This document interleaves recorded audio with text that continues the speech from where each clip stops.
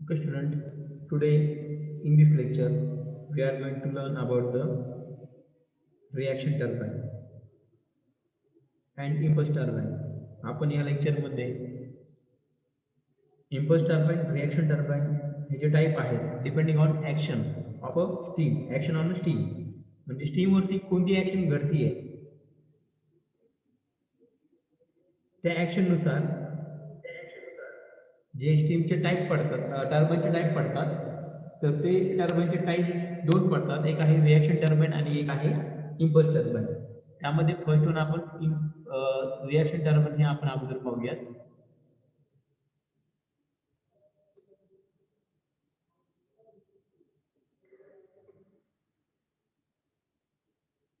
तर ही जी reaction turbine आहे त्याचं जे कन्स्ट्रक्शन यावरती फ्रिक्वेंटली तुम्हाला एक 4 मार्कला प्रश्न हा विचारला गेलेला आहे.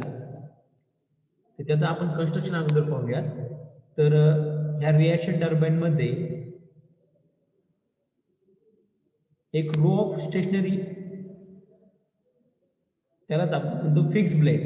म्हणजे एक पहिली जी रो आहे दिसते ही रो, या ठिकाणी फिक्स ब्लेड असतात किंवा त्याला आपण म्हणतो स्टेशनरी ब्लेड. या ठिकाणी दिसत आहे हे स्टेशनरी ब्लेड आहे.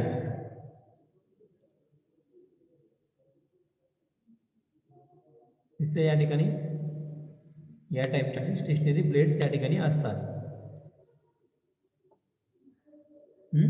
स्टेशनरी म्हणजे काय, ते एकाच ठिकाणी स्थिर आहे, एकाच ठिकाणी फिक्स आहे, म्हणजे त्याला आपण म्हणतो फिक्स ब्लेड किंवा त्याला आपण म्हणतो स्टेशनरी ब्लेड. ते त्या ठिकाणी असतात. आणि ही पहिली रो असते, फर्स्ट रो या ठिकाणी. त्यानंतर जी सेकंड रो आहे त्याच्यानंतर सेकंडला काय असते, मूव्हिंग ब्लेड असतात.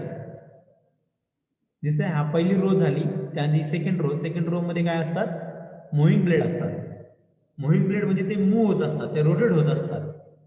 या ठिकाणी दिसतात ह्या आहेत मूव्हिंग ब्लेड, ज्या काय होतात, रोटेट होतात.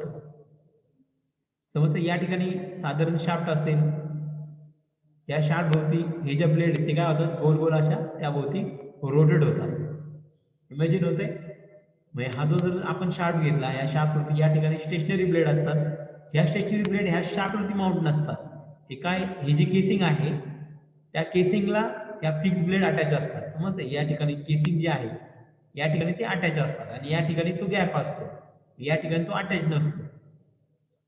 समजतंय. म्हणजे ज्या फिक्स ब्लेड आहेत त्या केसिंग ज्या आहेत केसिंगला अटॅच असतात आणि ज्या मूव्हिंग ब्लेड आहेत त्या ह्या शाफ्टच्या जी पेरी आहे, शाफ्टचा जो हब आहे त्या हब वरती तो लावलेला असतो. शाफ्ट रोटेट हा मूव्हिंग ब्लेड जर फिरला तर शाफ्ट पण काय होईल, रोटेट होईल. इमॅजिन होत आहे. म्हणजे आपण ह्या रिएक्शन टर्बाइन मध्ये काय असतात, एक फिक्स ब्लेड असतात, एक फिक्स ब्लेडचा एक रो असतो, तो की केसिंगला या ठिकाणी दिसते, हे जे केसिंग आहे बाहेर त्या केसिंगला तो फिक्स केलेला असतात, त्या मूव्ह होत नाही, त्या रोटेट होत नाही. आणि दुसऱ्या ज्या ब्लेड असतात त्या असतात मूव्हिंग ब्लेड. त्या मूव्हिंग ब्लेड ह्या शाफ्टच्या पेरीला अटॅच केलेल्या असतात आणि ते रोटेट होत असतात, त्यामुळे त्याला आपण म्हणतो मूव्हिंग ब्लेड. समजतंय. म्हणजे या ठिकाणी दोन प्रकारचे रो असतात, एक असतो स्टेशनरी ब्लेडचा रो आणि दुसरा असतो मूव्हिंग ब्लेडचा रो.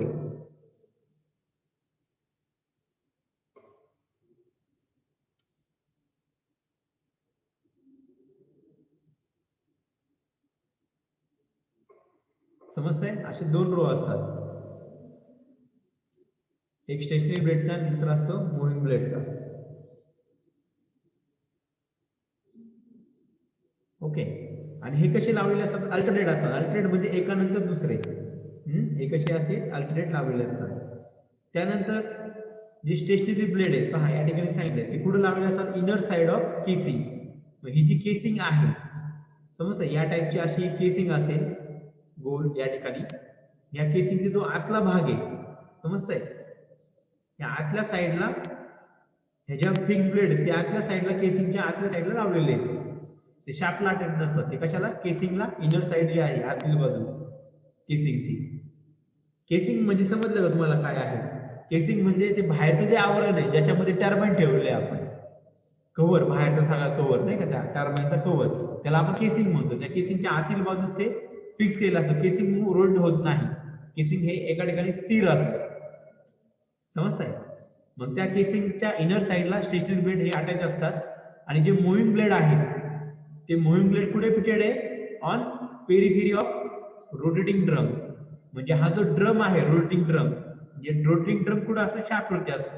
या शाफ्टवरती असं एक रोटेटिंग ड्रम लागलेला असतो. सपोज हा शाफ्ट आहे, या शाफ्टवरती असा एक रोटेटिंग ड्रम फिक्स केलेला असतो आणि ह्या रोटेटिंग ड्रम वरती ह्या ज्या ब्लेड्स आहेत, समजतं, ह्या ब्लेड्स त्या ठिकाणी लावलेल्या असतात ह्या रोटेटिंग ड्रम वरती. इमेजिन होतंय? ह्या रोटेटिंग ड्रम वरती या ठिकाणी ह्या ब्लेड्स त्या ठिकाणी लावलेल्या असतात. म्हणजे हा जो ब्लेड्स आहे ह्या केसिंगला अटॅच नसतात, समजतं. या ठिकाणी केसिंग या पद्धतीने. मग ही जी केसिंग आहे ह्या केसिंगला ह्या मूव्हिंग ब्लेड ह्या लावलेल्या नसतात त्या ठिकाणी, समजतंय. म्हणजे हा जो ब्लेड आहे तो काय होईल? शार्प, हा ब्लेड फिरला तर शार्प पण फिरेल किंवा शार्प फिरला तर हे ब्लेड पण काय होईल? त्याच्या आतमध्ये रोटेट होतील, गोल गोल फिरतील. इमेजिन होतंय?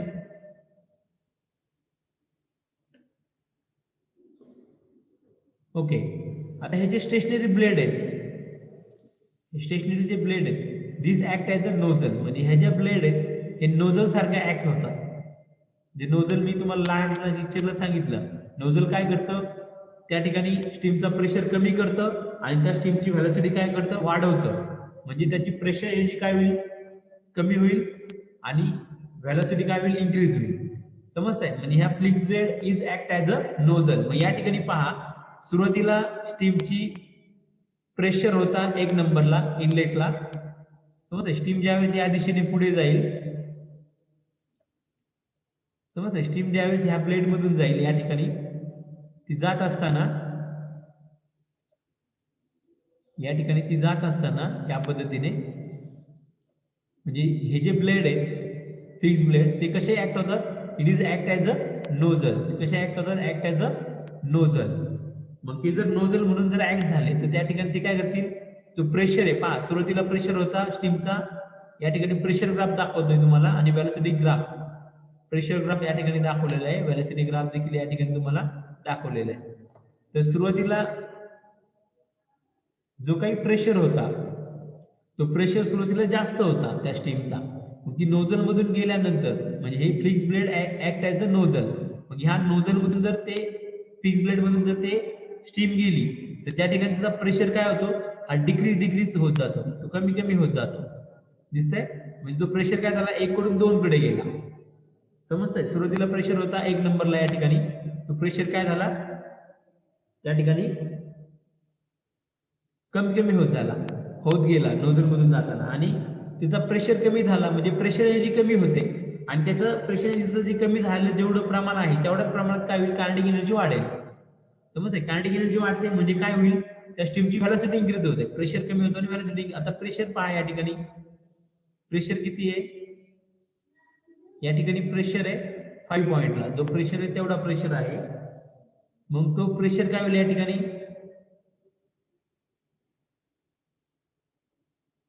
प्रेशर काय होतं? या ठिकाणी इन्क्रीज होत जातो, सॉरी, प्रेशर डिक्रीज होत जातो आणि व्हेलॉसिटी जी आहे, सुरुवातीला स्टीमची व्हेलॉसिटी कमी असते, नोझल मध्ये गेल्यानंतर त्याची व्हेलॉसिटी काय होते? वाढत जाते. मग या ठिकाणी दिसतंय त्याची व्हेलॉसिटी ही वाढत गेलेली आहे, 1 कडून 5 कडून 6 कडे ही व्हेलॉसिटी काय होते? वाढत जाते नोझल मधून जात असताना. म्हणजे हा व्हेलॉसिटी ग्राफ आहे, समजतंय. त्यानंतर मध्यभागी काहीच नाही, मग या ठिकाणी व्हेलॉसिटी तेवढीच राहील. तसंच या ठिकाणचा जो प्रेशर आहे तो प्रेशर तेवढाच राहील. इमेजिन होतंय. त्यानंतर ती स्टीम कुठे जाईल? पहा, या ठिकाणी काय म्हणलं? In this turbine there is gradual pressure drop.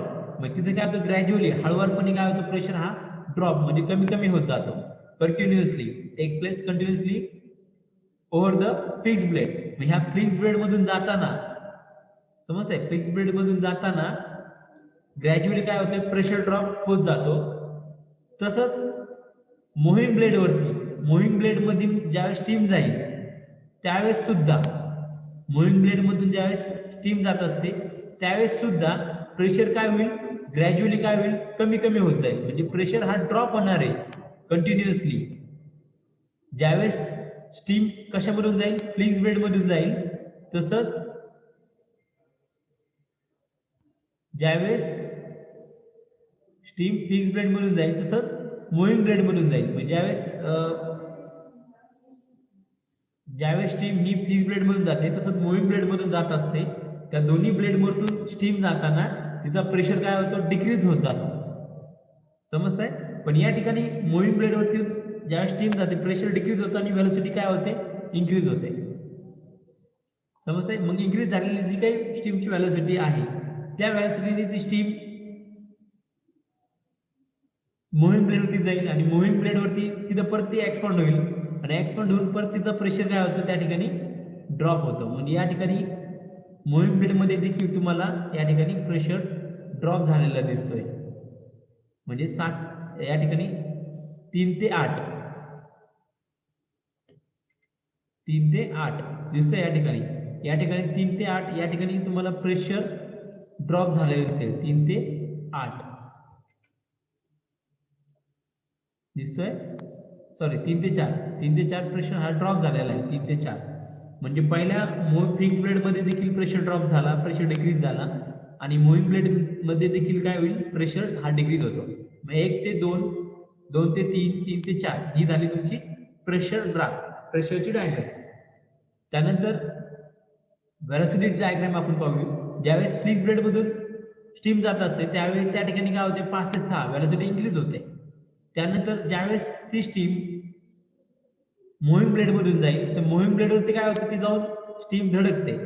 मग त्यावेळेस देखील काय होतं, त्याची व्हेलॉसिटी मुव्हिंग ब्लेड मधून जाताना त्याची व्हेलॉसिटी त्या ठिकाणी देखील काय होते, कमी होते. त्या ठिकाणी व्हेलॉसिटी वाढत नाही तर काय होते, मुव्हिंग ब्लेड मधून जाताना व्हेलॉसिटी कमी होते. 7 ते 8 दिसतंय या ठिकाणी. 5, 6, 7, 8 हा आहे व्हेलॉसिटी ग्राफ. समजतंय? म्हणजे व्हेलॉसिटी ही फक्त फिक्स ब्लेड मधून जाताना व्हेलॉसिटी इन्क्रीज होते, परंतु मुव्हिंग ब्लेड वरती जाताना काय होतं, ती स्टीम मुव्हिंग ब्लेड वरती धडकते. मग त्यामुळे त्या स्टीमची जी काही कायनेटिक एनर्जी ती कशाला भेटते, त्या टर्बाइनच्या ब्लेडला भेटते आणि टर्बाइनचे ब्लेड काय होतात, गोल गोल गोल गोल जोराने फिरू लागतात. समजतंय? म्हणजे स्टीमची व्हेलॉसिटी जी काय आहे ती व्हेलॉसिटी कमी होईल आणि त्याची जी कायनेटिक एनर्जी ती कोणाला भेटेल, ब्लेडला मिळेल. आणि ब्लेडला मिळाल्यानंतर मुव्हिंग ब्लेड काय होतात, रोटेट होतात आणि रोटेट होऊन ते काय होतात, गोल गोल फिरायला लागतात आणि ते टर्बाइनचा शाफ्ट देखील काय होईल या ठिकाणी, मग तो देखील फिरायला लागेल. समजतंय? पहा या ठिकाणी काय म्हणलं, steam expand first in stationary. Stationary म्हणजे जे फिक्स ब्लेड आहे त्या फिक्स ब्लेड मध्ये काय होतंय, सुरुवातीला स्टीम काय होते, एक्सपांड होते फर्स्ट स्टेशनरी ब्लेड वरती. त्यानंतर तिथे काय होतं, प्रेशर काय होतं, हा ड्रॉप होतो आणि व्हेलॉसिटी काय होते, गेन होते म्हणजे इन्क्रीज होते. ऍज ड्रॉप इन प्रेशर, त्या ठिकाणी प्रेशर ड्रॉप होतो, तेच सांगितलंय.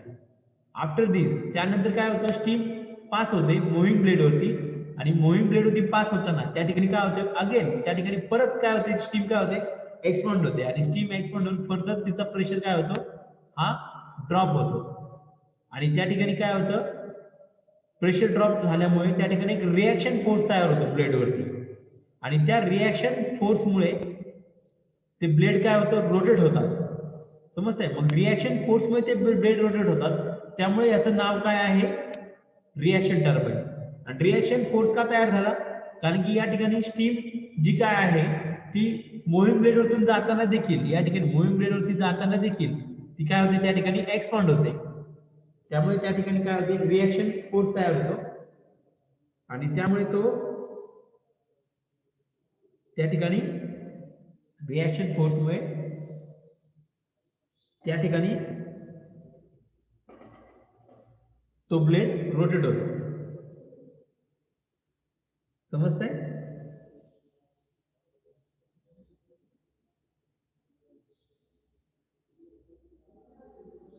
ओके, म्हणजे हे होतं तुमचं रिएक्शन टर्बाइन. रिएक्शन टर्बाइन समजलं. त्यानंतर नेक्स्ट पुढचं जे टर्बाइन आहे ते आपण घेऊ इम्पल्स टर्बाइन.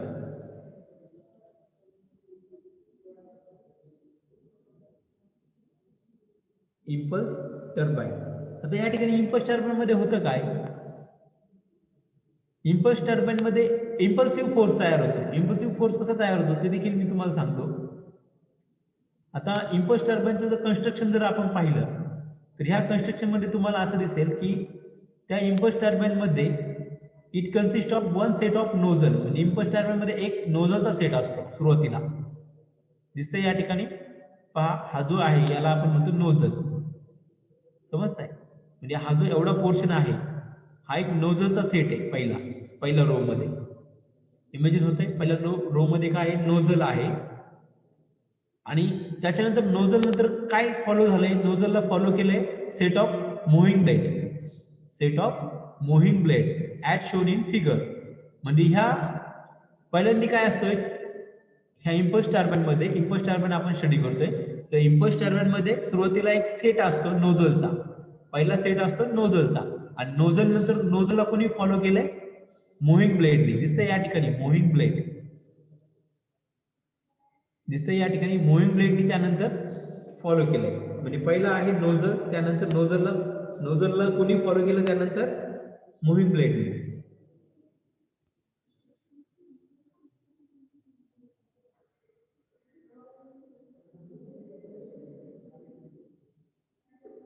समजतंय. इम्पल्स या ठिकाणी नोझलला कोणी फॉलो केलंय, मुव्हिंग ब्लेड. नोझल नंतर काय मुव्हिंग ब्लेड आहे.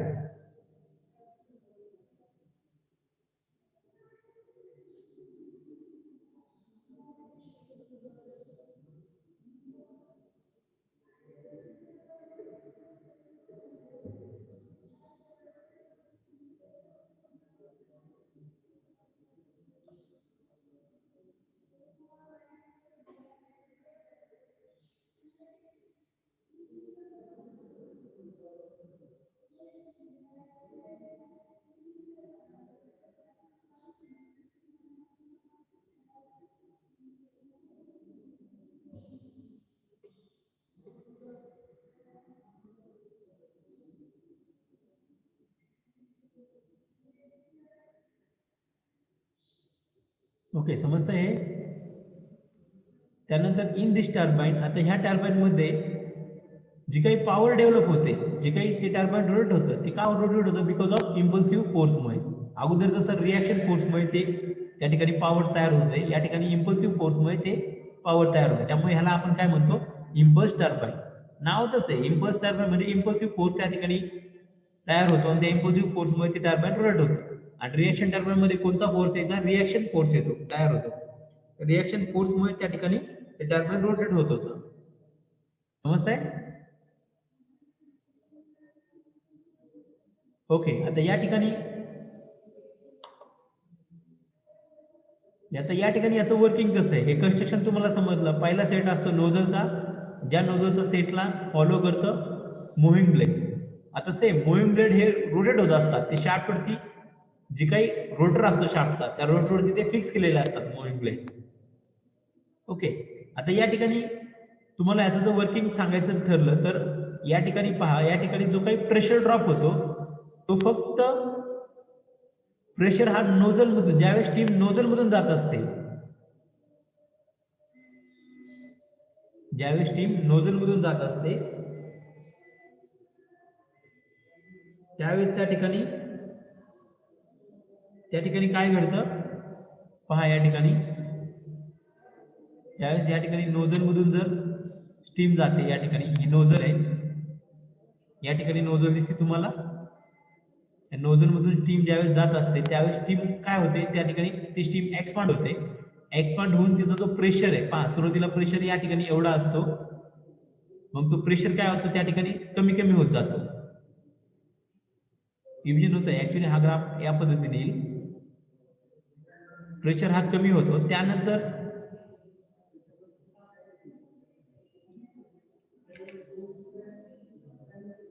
दिसतं या ठिकाणी प्रेशर हा कमी कमी होत जातो आणि त्या ठिकाणी त्याची व्हेलॉसिटी काय होते, इन्क्रीज होते.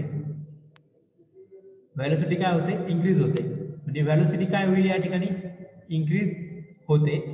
मग या ठिकाणी तुम्हाला व्हेलॉसिटी या ठिकाणी दिसते तुम्हाला, सुरुवातीची व्हेलॉसिटी इथे होती, ती व्हेलॉसिटी काय झाली, इन्क्रीज होत गेली.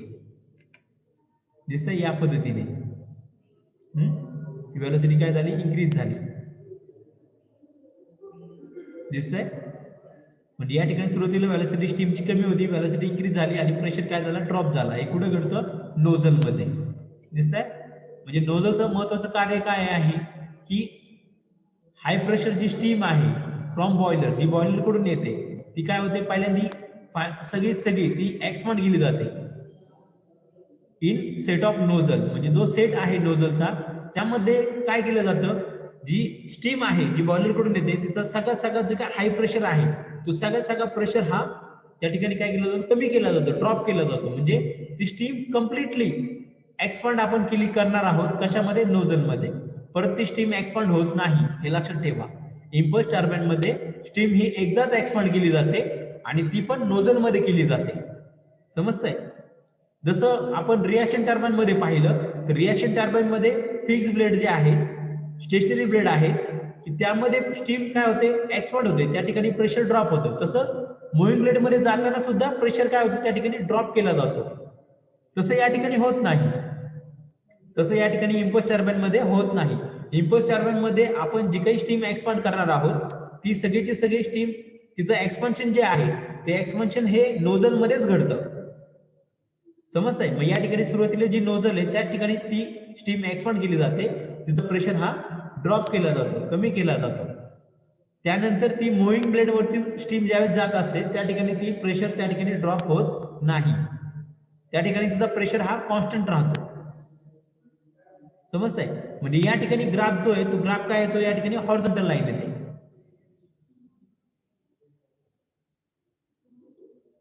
इमेजिन होतंय, या ठिकाणी हॉरिझॉन्टल लाईन येईल, या ठिकाणी लक्षात ठेवा, या ठिकाणी थोडासा ग्राफ जो आहे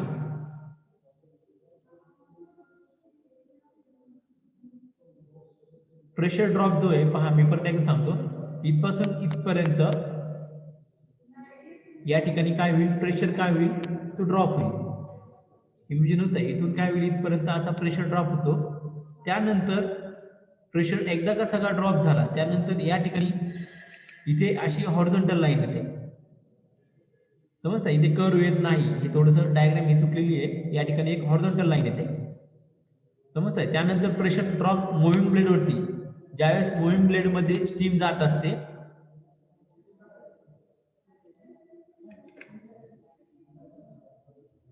समजतंय, ज्यावेळेस मूव्हिंग ब्लेड मधून स्टीम जात असते तर त्यावेळेस त्या ठिकाणी प्रेशर ड्रॉप हा होत नाही, त्या ठिकाणी त्याचा प्रेशर कॉन्स्टंट राहतो. म्हणजे मूव्हिंग ब्लेड मधून स्टीम जाताना, या मूव्हिंग ब्लेड मधून स्टीम जाताना प्रेशर काय राहतो, कॉन्स्टंट राहतो. समजतंय. हे ज्या मूव्हिंग ब्लेड आहे त्यामधून स्टीम जाताना प्रेशर हा कॉन्स्टंट राहतो, तो चेंज होत नाही, हे लक्षात ठेवा. म्हणजे ह्या मूव्हिंग ब्लेडमधून स्टीम जाताना प्रेशर काय राहतो, कॉन्स्टंट राहतो.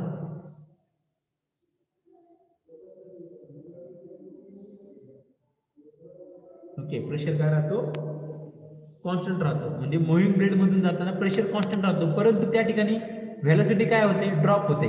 का, कारण त्याची जी कायनेटिक एनर्जी ती कशाला भेटेल, मूव्हिंग ब्लेडला भेटेल आणि मूव्हिंग ब्लेड रोटेट होतील. मग याचा अर्थ त्या ठिकाणी त्याची कायनेटिक एनर्जी काय होते, कमी होते. कशाची, स्टीमची.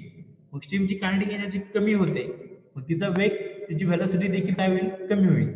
मग या ठिकाणी तुम्हाला दिसतंय त्याची व्हेलॉसिटी कमी झालेली. समजतंय. या ठिकाणी पहा, व्हेलॉसिटी कमी झालेली आहे.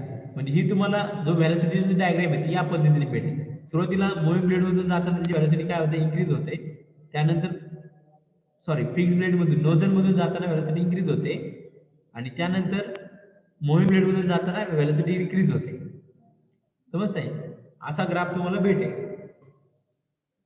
इमेजिन होत आहे. म्हणजे या ठिकाणी जो इम्पल्सिव्ह फोर्स तयार होतो त्या इम्पल्सिव्ह फोर्स मुळे ती ब्लेड काय होतात, ते रोटेट होतात.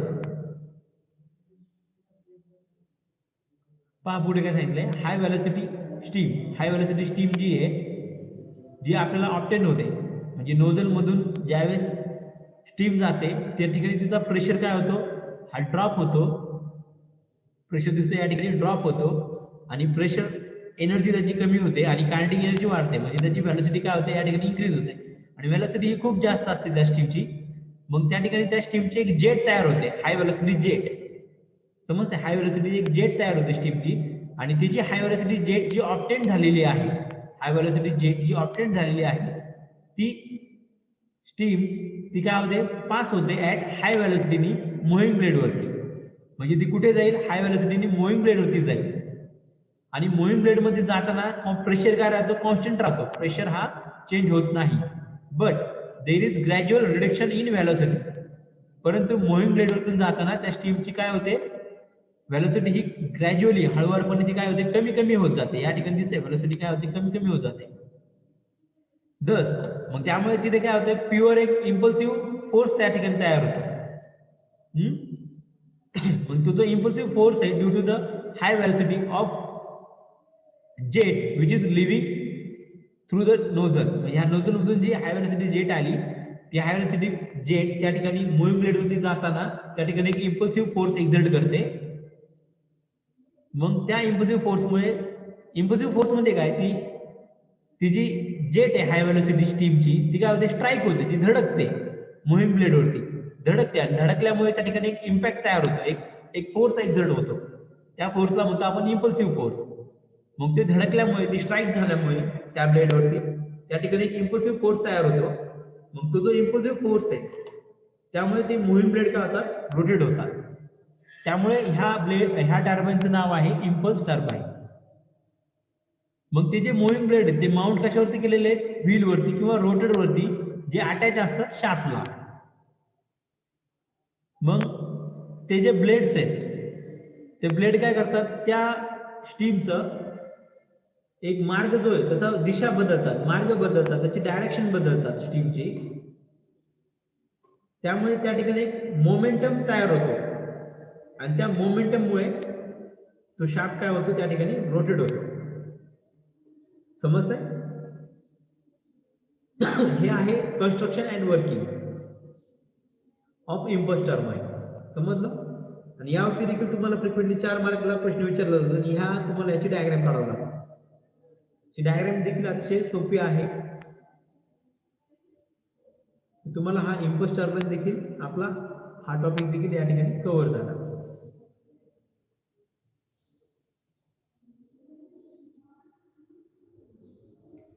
त्यानंतर तुम्हाला एक फ्रिक्वेंटली विचारले जाणारा प्रश्न आहे, list out the 6 losses in steam turbine. Steam turbine वरती कोणते कोणते त्या ठिकाणी लॉसेस होतात, स्टीम टर्बाईन मध्ये कोणत्या कोणत्या प्रकारचे लॉसेस होऊ शकतात हे तुम्हाला विचारले जातात. तर जे लॉसेस आहेत स्टीम टर्बाईन मध्ये, त्यामध्ये पहिला लॉस असेल व्हेलॉसिटी लॉस. म्हणजे स्टीम जी आहे त्या स्टीमचं व्हेलॉसिटी जी आहे ते तिचं काही ठिकाणी लॉस होऊ शकतो. का? कारण की ज्यावेळेस स्टीम ब्लेड वरती जात असते त्या ठिकाणी त्या ब्लेडचा सरफेस आणि स्टीम ही त्या ब्लेडचं सरफेस, त्या ठिकाणी फ्रिक्शन असतं. त्या फ्रिक्शनमुळे त्या स्टीमची व्हेलॉसिटी त्या ठिकाणी लॉस होऊ शकते. तसंच त्याची व्हेलॉसिटी ही कमी होऊ शकते, त्यामुळे तो व्हेलॉसिटीचा एक लॉस झाला. तसंच त्या ठिकाणी फ्रिक्शनमुळे व्हेलॉसिटीचा लॉस होऊ शकतो. तसंच फ्रिक्शनमुळे त्याची एनर्जी देखील काय होऊ शकते, कमी होऊ शकते त्या स्टीमची. त्यामुळे losses due to the friction हा देखील तुम्ही टॉपिक घेऊ शकता, म्हणजे लॉस घेऊ शकता. त्यानंतर loss due to the leakage. Leakage म्हणजे काय, स्टीम जर त्या टर्बाईन मधून पुढे जर लीक झाली बाहेर, तर त्या स्टीमची जी हीट आहे ती बाहेर जाऊ शकते, मग ती एनर्जी काय होते, तेवढी लॉस होते. मग त्यामुळे त्या लिकेज जी काय आहे त्या लिकेजमुळे देखील त्या ठिकाणी लॉस होऊ शकतो. त्यानंतर leakage due to the mechanical friction.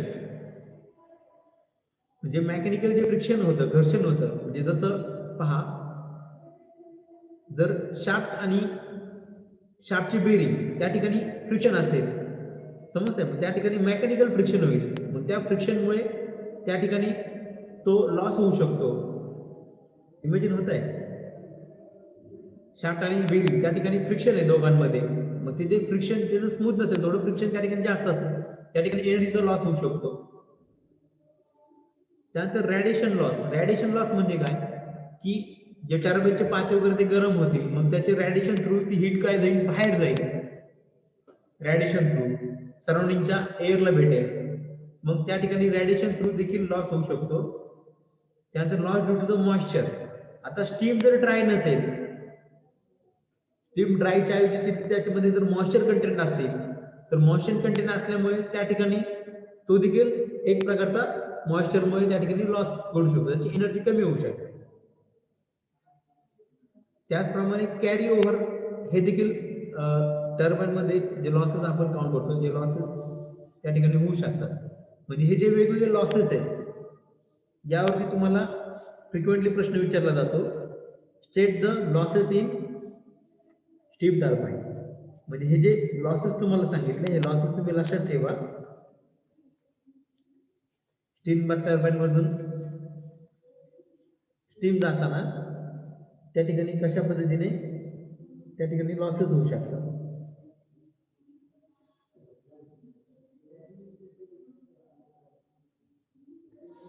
Okay, समजतंय? त्यानंतर नेक्स्ट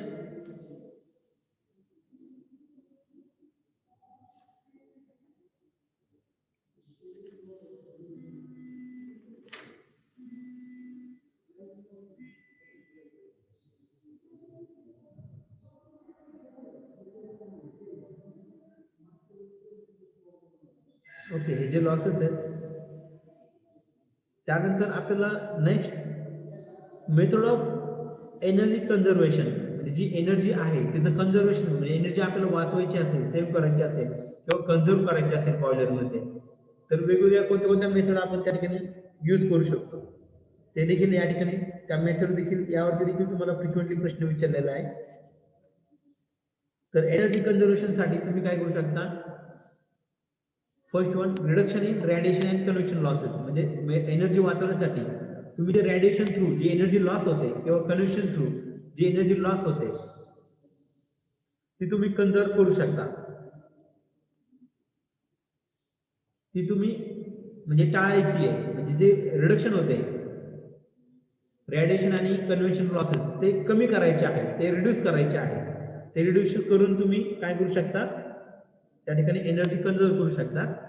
तसंच जी वेस्ट हीट आहे, वेस्ट हीट म्हणजे स्टीम मधून ज्यावेळेस स्टीम टर्बाइनच्या बाहेर पडेल, तर टर्बाइनच्या बाहेर पडल्यानंतर त्या स्टीम मध्ये ती स्टीम गरम असेल, काही ना काही प्रमाणात ती गरम असेल, म्हणजे त्याच्यामध्ये बाहेर पडल्यानंतर देखील त्यामध्ये काही ना काही त्याच्यामध्ये हीट एनर्जी असते. मग ती हीट एनर्जी परत युटिलाइज करायची कशासाठी? मग ती एनर्जी रिकव्हर करायची for heating the feed water. म्हणजे फीड वॉटर आपण जे बॉयलरला देतोय, सप्लाय करतोय, मग ती फीड वॉटर हिट करण्यासाठी, गरम करण्यासाठी ती फीड वॉटर ती स्टीम तुम्ही वापरू शकता. समजतंय? टर्बाइन मधून जी काही स्टीम बाहेर पडते त्या स्टीम मध्ये काही ना काही उष्णता हीट एनर्जी असते. मग ती हीट एनर्जी आपल्याला परत वापरता येते कशासाठी? जे बॉयलर मध्ये जे काही आपण पाणी पाठवणार आहोत, जे वॉटर सप्लाय करणार आहोत, त्या फीड वॉटरला परत आपण ते गरम करण्यासाठी, आणि गरम केल्यानंतर ते फीड वॉटर कशात पाठवायचं? त्या बॉयलर मध्ये सोडायचं. समजतंय? मग त्या ठिकाणी ते पाणी गरम करण्यासाठी मग आपण त्या ठिकाणी स्टीमचा वापर करू शकतो. तसंच